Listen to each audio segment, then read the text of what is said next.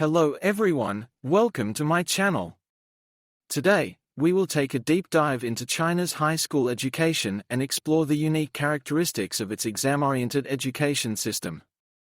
High school in China, Year 10, Year 12, is not part of compulsory education, which means that some students choose to enter the workforce directly after middle school, while others attend vocational schools or technical institutes. Public high schools in China are classified into municipal key schools, district key schools and regular public schools. After completing middle school, most students take the high school entrance exam, zhongkao, and are admitted to schools based on their scores and preferences, with some regional restrictions. Generally, students from within a school's designated district have lower admission thresholds compared to those applying from outside the district. The top high schools in Shanghai had nearly 99% admission rates. Because of this, many parents start focusing on their children's academic performance as early as middle school, believing that getting into a prestigious high school is a major step toward securing admission to top universities. When discussing China's high school education, we cannot avoid the topic of exam-oriented education. Exam-oriented education is central to China's high school system. Designed to maximize test scores, it prioritizes rote memorization, problem solving, and standardized testing. Since 1950, this system has been continuously reinforced, despite recent attempts to ease pressure at the elementary level. Yet, Gaokao remains a one-shot, life-defining exam, keeping the entire education system centered on tests. In China's education system, almost every subject has standardized answers, including humanities subjects such as Chinese literature, history, and political studies, which are typically more open to interpretation in other educational systems. Chinese literature exams require students to analyze modern prose, mainly narrative essays, infer the author's writing style, and extract deep meanings. However, as the saying goes, 1,000 people will have 1,000 different interpretations of Hamlet. In reality, students' interpretations are strictly confined within a set framework, and deviating from the correct interpretation results in score deductions.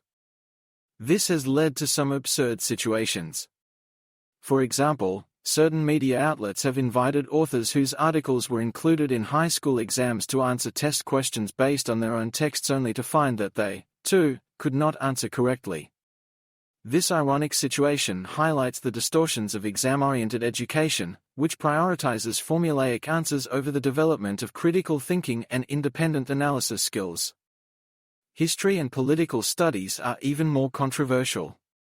The standardized answers in these subjects not only summarize historical knowledge but also serve as a means to reinforce a unified ideological perspective. As a result, these subjects often become tools for instilling state-approved narratives, rather than fostering an environment that encourages independent critical analysis. In such an education system, students are conditioned from primary school to high school to think within a rigid framework.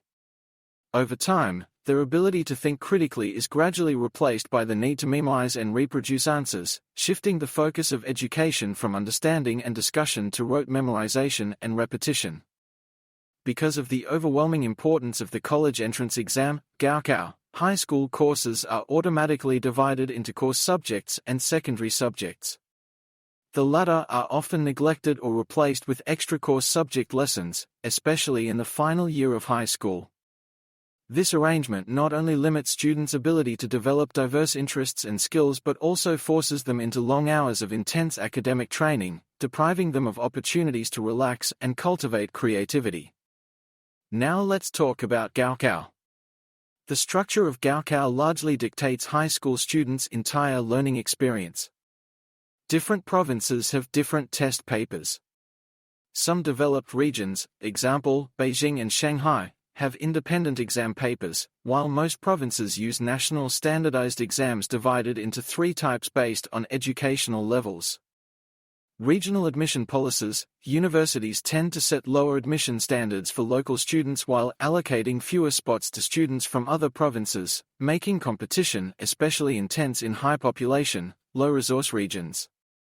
Due to the fierce competition, some schools have adopted an extreme, highly disciplined, and highly structured educational model, achieving top Gaokao results through rigid, military-like management, which is known as Hengshui model. The Hengshui model, named after Hengshui High School in Hebei Province, is the most extreme representation of China's exam-oriented education system. It enforces military-style discipline, high-intensity study schedules, and a strict no-distraction policy to maximize students' academic performance. Many parents see Hengshui's approach as a way for students from less privileged backgrounds to succeed. However, the extreme stress levels have led to psychological breakdowns, and in some tragic cases, students taking their own lives due to overwhelming academic pressure. The rise of the term Xiaozhens Tijia, small-town exam grinders, referring to students who excel at standardized exams but lack creativity and critical thinking, has sparked controversy. While some criticize the term for its regional bias, many graduates of the Hengshui model defend the system, believing that it helped them secure a better future, even if their high school years were incredibly grueling. In recent years, calls to reform or abolish Gaokao are growing, yet the government continues to indoctrinate citizens with the supposed superiority of exam-oriented education, not because it fosters true learning, but because it is the most efficient tool for ideological control. Even more effectively, many naively believe Gaokao offers equal opportunity, but elite families never endure the same struggle. They take 3 shortcuts. 1. Acquire foreign citizenship and apply as an international student, benefiting from much lower admission requirements. 2. Attend international schools and directly study abroad, bypassing Gaokao entirely. 3. Take Gaokao as a domestic student but use connections to gain extra points or early admission through sports and arts talent programs. Meanwhile, millions of ordinary families blindly believe Gaokao is their only escape, forcing their children into a brutal battle of survival. The price? Not just a lost, colorful youth, but a deep disconnect from the modern world once they step outside China. Thank you for watching. Don't forget to like, comment, and share. See you in the next video.